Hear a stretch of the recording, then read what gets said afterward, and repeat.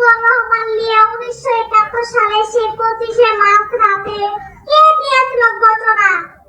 এই প্রশ্নটা কোনদিন আমি লেখাই চাই না। আমার নতুন করে শুরু হয়েছে এই নাহিদা তারেক রহমান। আর তুমি আছো তোমার ঘর মুছা নিয়ে, তুমি যাও তো, তুমি যাও। তুমি জীবনে কোনোদিন শুধরাবে না। হটো তুমি।